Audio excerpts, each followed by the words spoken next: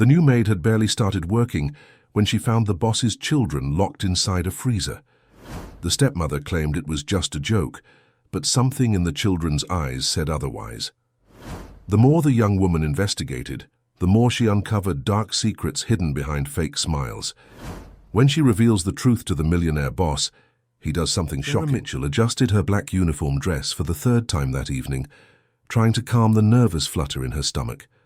The Langford mansion in Greenwich, Connecticut, sprawled before her like something out of a magazine, all pristine white columns and manicured gardens that seemed to stretch endlessly under the twilight sky. She had been working there for only 5 days, hired as a household assistant to help manage the daily operations of the estate, and tonight was her first major event, a lavish celebration for Richard Langford's latest real estate development project. The grand ballroom buzzed with conversation and laughter as guests in designer gowns and tailored suits mingled beneath crystal chandeliers. Sarah moved through the crowd with a tray of champagne flutes, her eyes occasionally drifting to the tall, commanding figure of Mr. Langford himself, holding court near the marble fireplace. He was exactly as she had imagined a successful businessman would be, confident, charismatic, completely at ease in his world of wealth and influence. Beside him stood his wife, Victoria, a woman whose beauty seemed almost sculptural in its perfection. Her honey-blonde hair cascaded in perfect waves over her shoulders, and her emerald dress clung to her figure with designer precision. Victoria smiled at every guest, her hand resting possessively on her husband's arm, the picture of domestic bliss.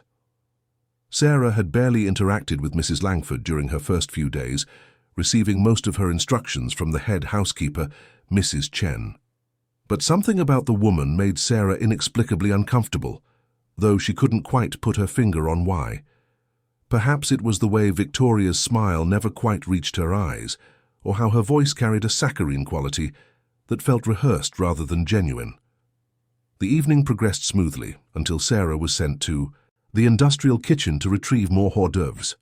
The kitchen staff was overwhelmed, rushing between stations with plates and garnishes, the air thick with the aroma of catered delicacies. Sarah navigated through the controlled chaos, heading toward the large walk-in freezer where additional supplies were stored. As she approached, she heard something strange, a muffled sound that didn't belong among the clanking of pots and the shouted orders of the chefs. She paused, tilting her head. There it was again, faint but distinct. A whimper, a child's voice. Sarah's heart began to race. She reached for the heavy freezer door handle, her breath catching in her throat as she pulled it open. Cold air rushed out, and there, huddled between industrial-sized bags of ice, were 2 small figures, twin children, a boy and a girl, no older than 4 years old, their tiny bodies trembling violently. Their lips had taken on a frightening purple hue, and their faces were streaked with tears. Without thinking, Sarah rushed inside and gathered both children into her arms, feeling their icy skin against hers. They were Richard Langford's children, Emma and Ethan, the twins from his previous relationship. She had seen them, briefly during her first day, 2 quiet, well-behaved children who seemed almost too perfect in their silence. Sarah carried them out of the freezer, her mind reeling. One of the sous chefs looked up in shock. Sarah immediately began rubbing the children's arms and backs, trying to restore warmth to their small bodies. Emma was sobbing now, great gulping cries that shook her entire frame, while Ethan simply stared ahead with wide, glazed eyes. A sharp voice cut through the kitchen noise. Victoria Langford stood in the doorway, her expression transforming from surprise to concern so quickly it was almost theatrical. She rushed forward, her heels clicking against the tile floor. Victoria knelt beside the children, her perfectly manicured hands reaching out. Oh my goodness, what happened? Emma, Ethan's sweethearts, what are you doing in here? Victoria's voice dripped with worry, but something about the performance felt off to Sarah. The children flinched slightly when Victoria touched them, a subtle movement that most people might have missed, but Sarah noticed. I found them in the freezer, Sarah said quietly, still holding Emma close. They were locked inside. Victoria's eyes widened, and she let out a small gasp. Oh no, no. We were playing hide-and-seek earlier. I told them to hide somewhere in the house while I counted. I had no idea they would choose such a dangerous place." She turned to the twins, her voice taking on a gentle, coaxing tone. "You silly little things. You know Mommy would never want you to hide somewhere so cold and scary, right?" Emma looked at her stepmother with an expression Sarah couldn't quite read. Fear. Confusion. The little girl's lips trembled, and she opened her mouth as if to speak but then closed it again, nodding slowly instead. Ethan remained silent, his small hand gripping Sarah's sleeve. Richard Langford appeared moments later, summoned by the commotion. His face paled when he saw his children wrapped in kitchen towels, their bodies still shivering. What in God's name happened here? Victoria immediately launched into her explanation, her voice breaking with emotion. "It was a terrible accident, darling. We were playing hide and seek before the party, and I suppose I lost track of time with all the preparations. The children must have hidden in the freezer, and the door closed behind them. Thank goodness Sarah found them when she did." She looked at Sarah with what appeared to be gratitude, but there was something else in her gaze, something calculating and cold. Richard gathered his children into his arms, pressing kisses to their foreheads. "You scared Daddy so much. Are you okay? Are you hurt?" His genuine concern was palpable, a stark contrast to his wife's performance. The twins nodded, but neither spoke. Sarah watched as Victoria stroked Emma's hair with practiced gentleness, murmuring reassurances that everything was fine, that it was all just a silly mistake. Richard seemed to accept his wife's explanation completely, his relief overshadowing any questions he might have had. The party continued, but Sarah couldn't shake the image of those two small children huddled in the freezer, or the way they had reacted to Victoria's touch. Over the following days, Sarah found herself paying closer attention to the family dynamics. She noticed how Emma and Ethan were always impeccably behaved around their stepmother, sitting with perfect posture at meals, speaking only when spoken to, their voices barely above whispers. Victoria praised them constantly, but the praise felt mechanical, like a script she had memorized. She called them her little angels, her perfect treasures, yet there was no warmth in her eyes when she looked at them. Sarah began to see other things too, small bruises on Emma's upper arms that Victoria explained away as playground accidents. The way Ethan would freeze when his stepmother entered a room, his small body going rigid with tension. The children rarely laughed or played with the abandon typical of 4-year-olds. Instead, they moved through the mansion like tiny ghosts, careful not to make noise or draw attention to themselves. One afternoon, Sarah was folding laundry in the children's playroom when Emma approached her tentatively. The little girl looked over her shoulder several times before speaking, her voice barely audible. "Miss Sarah, can I tell you a secret?" Sarah knelt down to Emma's level, her heart squeezing at the fear in the child's eyes. "Of course, sweetie, you can tell me anything." Emma's lower lip trembled. "Mommy Victoria didn't forget about us in the cold room. She told us to go there. She said it was a special game, that we had to stay very quiet and very still, and she would come get us when the game was over. She said if we were good and didn't make noise, we would get a prize. But she didn't come back. We waited, and it got so cold." Before Sarah could respond, the playroom door opened and Victoria appeared, her smile bright and artificial. "There you are, Emma, darling. It's time for your afternoon lessons." She extended her hand, and Emma immediately fell silent, her moment of bravery evaporating. The little girl walked to her stepmother without another word, leaving Sarah standing there with a growing sense of dread. That evening Sarah couldn't sleep. She kept thinking about Emma's confession, about the terror in those small voices, calling from inside the freezer, about the way both children seemed to shrink into themselves whenever Victoria was near. The next morning, she decided to learn more about the family's history. During her break, she walked to the edge of the property, where an elderly man often sat on a bench feeding birds. His name was Mr. Henderson, and he had lived in the neighboring estate for over 40 years. Sarah struck up a conversation and eventually steered it toward the Langford family. Mr. Henderson's expression grew somber. Tragic situation, that family.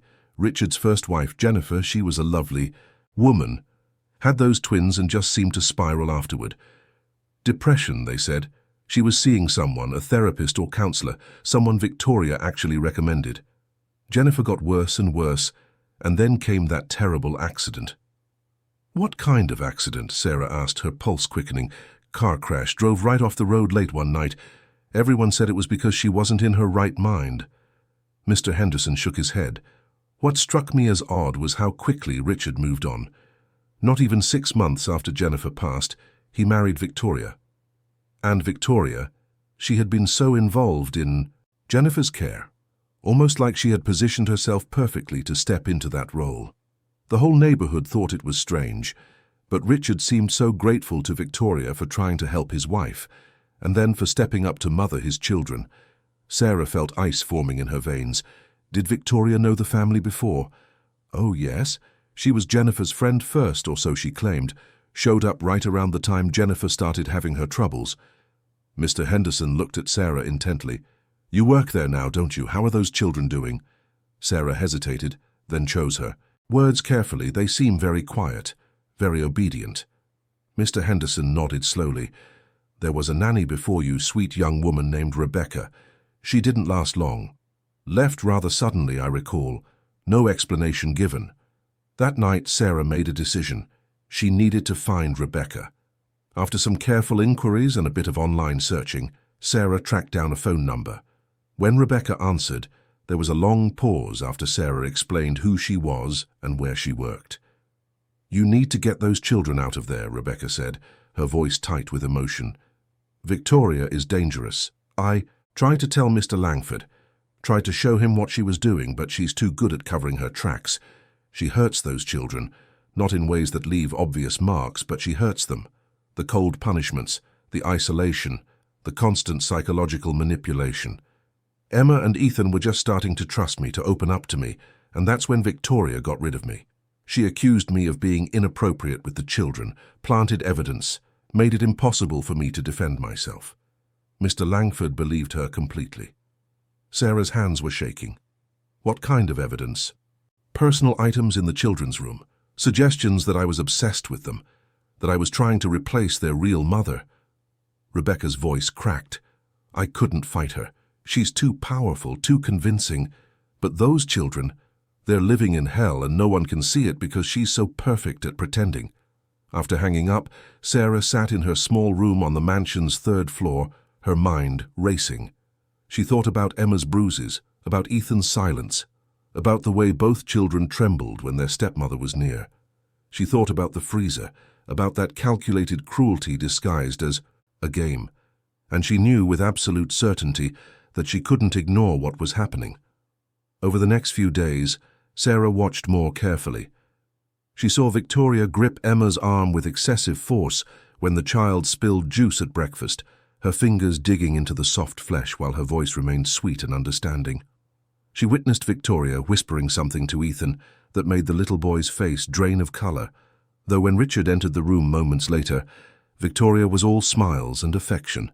She observed the way Victoria controlled every aspect of the children's lives, from what they ate to when they were allowed to use the bathroom, always with a veneer of loving concern that masked something far darker.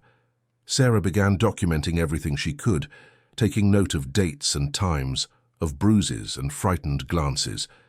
She knew she needed proof, something undeniable because Victoria's facade was too perfect, and Richard's trust in his wife too complete. The question was how to get that proof without putting the children in even greater danger. The answer came sooner than expected, and in a way Sarah could never have anticipated. Sarah was cleaning Victoria's study one morning, carefully dusting the bookshelves and organizing papers that had been left scattered across the mahogany desk. Victoria had gone out for her weekly spa appointment, and Richard was at his downtown office, leaving Sarah alone in the normally restricted space. As she straightened a stack of documents, one folder slipped from her hands and fell open on the floor. Sarah bent to retrieve it, and her blood ran cold at what she saw. Life insurance policies, 3 of them, 1 for Richard Langford, and 2 for Emma and Ethan Langford. Each policy listed Victoria Langford as the sole beneficiary. The coverage amounts were staggering, millions of dollars for each person. Sarah's hands trembled as she flipped through the documents, her mind struggling to process what she was seeing. Why would a stepmother be the only beneficiary on policies for young children? Where was Richard listed as beneficiary for his own children? She carefully photographed each page with her phone, her heart pounding so loudly she was certain someone would hear it. As she returned the folder to its place, she noticed a leather-bound notebook tucked behind a row of books. Sarah pulled it out and opened it, immediately recognizing Victoria's precise, elegant handwriting. What she read made her stomach turn. The notebook contained detailed notes, almost like a strategic plan. There were sections labeled with names: Jennifer, Richard, the twins. Under Jennifer's name were meticulous observations about her emotional state, notes about medications suggested, about therapy sessions, about gradually isolating her from friends and family. There were comments like subject responding well to increased dosage and emotional dependency established. It read like a clinical experiment rather than notes about helping a friend. The section about Richard detailed ways to gain his complete trust, to position herself as indispensable, to ensure his emotional and financial dependence. The notes about Emma and Ethan were the most chilling. They outlined a long-term strategy of psychological conditioning, of breaking down their resistance, of making them completely compliant. There were references to cold treatments, isolation exercises, fear conditioning, and at the bottom of the last page, written in red ink, was a timeline with phases. Phase 1, complete. Phase 2, in progress. Phase 3, pending. Sarah photographed every page, her hands shaking so badly she had to steady her phone against the desk. She had just finished when she heard the front door open. Victoria's voice drifted through the mansion, calling out a greeting to Mrs. Chen. Sarah quickly replaced the notebook and hurried out of the study, her heart racing. She had the evidence now, but she needed more. She needed something undeniable, something that couldn't be explained away or rationalized. That afternoon, Victoria requested Sarah's presence in the formal living room. The woman's smile was pleasant, but her eyes were calculating. "Sarah, dear, I've noticed you've been spending quite a bit of time with Emma and Ethan lately. While I appreciate your kindness, I need you to understand that I am their mother now, and I have very specific methods for raising them. I wouldn't want any confusion about boundaries or authority." Sarah kept her voice steady. "Of course, Mrs. Langford. I would never overstep. I'm just trying to help where I can." Victoria's smile widened, but it didn't reach her eyes. "I'm sure you are. Just remember, this is my family and I know what's best for my children. Some people might misunderstand our dynamic, might think things that aren't true. I would hate for any misunderstandings to occur that might reflect poorly on you." The threat was clear, even wrapped in silk. Sarah nodded and excused herself, her mind racing. Victoria knew she was a problem. Time was running out. The next morning, Sarah found Emma crying softly in the playroom. When Sarah asked what was wrong, the little girl revealed a new bruise on her shoulder, hidden beneath her dress. "Mommy Victoria said if I ever told anyone about our special games, bad things would happen to me and Ethan. She said Daddy would send us away because we're bad children, just like our first mommy was bad." Sarah pulled Emma close, fighting back tears. "Your first mommy wasn't bad, sweetie, and neither are you. What Mommy Victoria is doing isn't right, and I'm going to make sure it stops." But Emma's fear was palpable. "You can't tell. She'll know. She always knows." That night, Sarah couldn't sleep. She knew she had to act soon, but she needed something more concrete than photographs of documents and a child's testimony. Victoria was too skilled at manipulation, too good at presenting a flawless facade. Sarah needed to catch her in the act, to record her true nature without the mask. The opportunity came 2 days later. Sarah was in the hallway near the children's wing when she heard Victoria's voice coming from Emma's bedroom, sharp and venomous. "You ungrateful little brats. Do you have any idea how much patience it takes to deal with you every single day? You and your pathetic tears, your constant neediness. Your father is so blind he can't see what burdens you are, but I see it. I see exactly what you are, obstacles in my way." Sarah quickly pulled out her phone and started recording, pressing herself against the wall outside the open door. Through the crack, she could see Victoria gripping both children's arms tightly, her beautiful face twisted with genuine hatred. "You think that new helper likes you?" Victoria hissed. "She's just like all the others. Once I tell her what bad, lying children you are, she'll leave too. And if you ever tell your father anything about our little discipline sessions, I will make sure you wish you had stayed in that freezer. Do you understand me?" Sarah's phone captured everything: Victoria's voice, her expression, the children's terrified faces. When Victoria finally released them and turned toward the door, Sarah barely had time to slip into a nearby linen closet. She waited, there her heart pounding, until she heard Victoria's heels clicking down the hallway. But Sarah's relief was short-lived. The next day, chaos erupted. Victoria accused Sarah of stealing a diamond bracelet and earrings from her jewelry box. The police were called, and when they searched Sarah's small room, they found the jewelry hidden in her bag. Sarah's protests of innocence fell on deaf ears. Victoria played the role of the betrayed employer perfectly, tears streaming down her face as she explained how much she had trusted Sarah, how disappointed she was. Richard looked at Sarah with confusion and hurt. "I can't believe this. You seemed like such a good person." Sarah felt the world crumbling around her. Victoria had set her up perfectly. But then Sarah remembered the video. Before the police could escort her from the mansion, Sarah pulled out her phone with shaking hands. She had backed up the video to a cloud service that morning, sensing something was wrong. "Wait. Please, just watch this first." Victoria's face paled. Richard looked confused, but gestured for Sarah to continue. She played the video and the room fell into stunned silence as Victoria's true voice filled the air, vicious and cruel, threatening small children, with her perfectly manicured hands gripping their tiny arms. The recording continued, and Victoria's mask began to slip in real time. Her carefully constructed expression of innocent hurt transformed into something calculating and cold. "Where did you get that?" Victoria demanded, her voice losing its sweet quality. "That's illegal. You were spying on me in my own home. You were hurting children," Sarah said firmly. "I was protecting them." Richard's face had gone white. He looked at his wife as if seeing her for the first time. "Victoria, what is this? What are you doing?" "To my children." Victoria laughed, a harsh, bitter sound. "Your children? They've been nothing but a complication from the start. Do you think I wanted to play mother to someone else's brats?" "I had a plan, Richard. A perfect plan. Jennifer was so easy to manipulate, so weak and broken after having those two. All it took was the right medication suggestions, the right words whispered at the right time, and she destroyed herself. I just helped her along."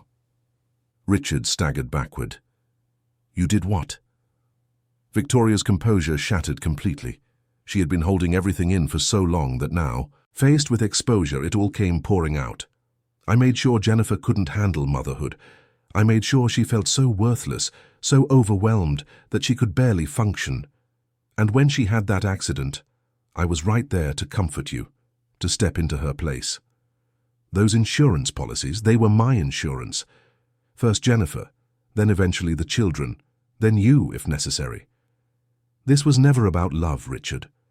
This was about building my future, my security." Sarah had her phone recording again, capturing every word of Victoria's confession. The police officers, who had been about to arrest Sarah, now turned their attention to Victoria. One of them reached for his radio, calling for backup. Victoria realized too late what she had done. She lunged towards Sarah, trying to grab the phone, but Richard caught her arm. His face was a mask of horror and heartbreak. "How could you? They're children. They're innocent babies." "Innocent?" Victoria spat. "They're obstacles. They look at me with those big eyes, always needing something, always in the way. I've been planning this for 3 years, Richard. 3 years of playing the devoted wife and mother, and this interfering little assistant ruins everything." The police moved in then, and Victoria was arrested, still shouting threats and accusations as she was led away in handcuffs. Richard collapsed into a chair, his head in his hands, while Sarah immediately went to find Emma and Ethan. The children were hiding in their playroom, and when Sarah entered, they ran to her, clinging to her legs. "It's over," she whispered. "You're safe now. I promise. You're safe." In the days that followed, the mansion felt different. The oppressive atmosphere lifted, replaced by a cautious, fragile hope. Richard was devastated by the revelations about his wife and about his failure to protect his children. He spent hours with Emma and Ethan, holding them, apologizing, promising them that nothing like this would ever happen again. He arranged for the best child therapists in Connecticut, determined to help his children heal from their trauma. Sarah stayed on, not as just a household assistant, but as someone the children trusted, someone who had proven she would fight for them. Richard asked her to help oversee the children's care and emotional recovery. She agreed, moved by the family's genuine need and by her own growing attachment to the twins. Slowly, over weeks and then months, Emma and Ethan began to change. They started to laugh again, to play, to act like the children they should have been all along. They learned that adults could be trusted, that home could be a safe place, that love didn't come with conditions or punishments. Richard discovered in Sarah not just an employee, but a partner in healing. She understood trauma in ways others didn't, perhaps because she carried her own scars from a difficult past. Together, they created an environment where Emma and Ethan could rediscover childhood, where fear was replaced with security, where silence gave way to joyful noise. The mansion in Greenwich was no longer a prison of perfection and hidden cruelty. It became a home, imperfect and still healing, but genuine. The truth, painful as it was, had saved 3 lives and given a shattered family the chance to rebuild on honest foundations. Victoria's carefully constructed facade had crumbled, revealing the darkness beneath, but in its destruction, light had finally been allowed in.